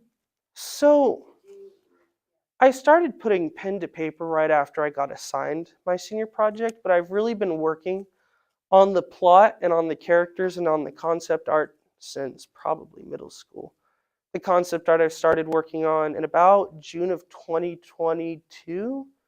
Some smaller pieces that didn't make it into the book I had been working on since 2020 or 2021, just because it originally started out actually as a screenplay, as a script that I wanted to try and get made into a movie, but I thought that it would be better if I started out smaller with a book. Overall, it's taken me years, actual years, to come up with this story, make it cognitive. Whenever it started out, there was no timelines, there was no specific character names, they didn't have birthdays or anything. I had to create entire spreadsheets of timelines of whose birthday was what, when did this big event happen in their lives, how old they're going to be at this point in the story. In flashbacks, how old are they going to be? What battle damage will they have later on that they will not have had earlier on whenever I go back. One of the main characters has a tattoo that at the beginning of the book is very pronounced and like you can tell that it's there, but later on in the book there's a part whenever someone else notices it and it looks super faded and dirty and almost like it was never there in the first place. And I had to make sure that I kept all of that consistent with each other. There's J.K. Rowling, I'm sure that all of you know about her. She wrote Harry Potter. She still doesn't even know some of the birthdays of some of her characters or how old they were whenever they died. Albus Dumbledore, she said in an interview, I think, that he was 140 when he died, but if you look at the dates in the books, he would have actually been closer to 116 when he died. So even big artists like that, Rick Riordan, J.K. Rowling, J.R.R. Tolkien, did not have detailed timelines to know what kind of stuff was canon, what happened, birthdays, and that kind of stuff. And I wanted to make sure it was consistent and that there were no loopholes. So it was really complex. It's something that a lot of people, I went into this not knowing a lot of the stuff that I now do. It's a process if you want to keep it consistent and easy for the reader to remember what's going on and understand it. You don't want to have a character say, oh yeah, my birthday is June 2nd earlier in the book, and then later on say, yeah, no, I was born in August 3rd of 1992. It's not consistent. It's going to confuse readers. It'll make them think, is this even the same character? There is a time jump in the book. It starts out in 2023, and the main part of the book takes place in 2043. So there's a big time jump. They completely different age at the beginning of the book than they do later in the book, and I had to keep it consistent. Miss Berry was actually the one who really helped me out with that. She had a spreadsheet that if she noticed something and was like, ooh, does it say differently on the spreadsheet? I would have to go back and check it. So sorry for rambling. It has taken me a while to make a coherent story. I'm gonna probably try to publish it at the end of the year, but it right now is only about a third of what I actually want to publish. It has a coherent ending if you were to read it right now, but I don't think that it's the end of the story for the first book. The main villain of the book hasn't even had time to appear yet. It is, like how I talked about NPID being defunded, they worked with way more than just zombies. In the canon of this book, anything that was paranormal in nature, they worked with. And the Skinwalker King would have been one of the things that they would have worked with, and he is the main villain of the book by the end of the book. I haven't had time to introduce him or really talk much about NPDI, which I really do want to get into. One of the main characters used to work for NPDI, and it's a really interesting, it's almost like the FBI or the CIA kind of thing like that. It's a government-sanctioned classification, which I did actually when I was younger start out writing an NPID book, but I just couldn't get it all together. But there's a lot going on in the book, I will admit, but I'm trying to keep it all pretty well contained and keep the reader interested, not make it too much going on. There's some examples of that. If any of you are nerds, you've probably seen Sam Raimi's Spider-Man 3.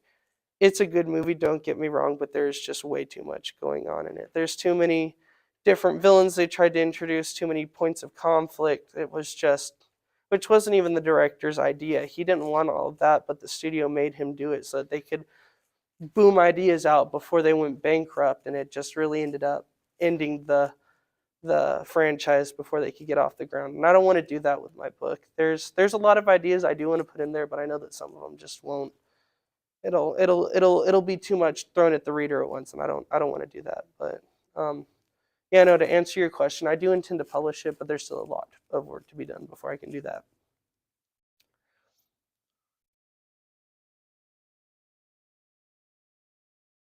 Oh, thank you. Thank you very much. Ha ha ha ha ha. Thank you, sir. Good job. How do we turn this off? There's a.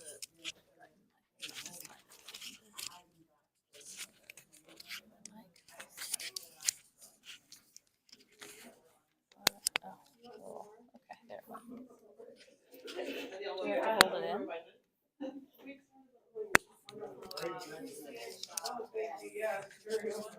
Do you know anything about turning off the mics? No idea. I just look at it. There's a little button there, but it's not turned. I mean, I was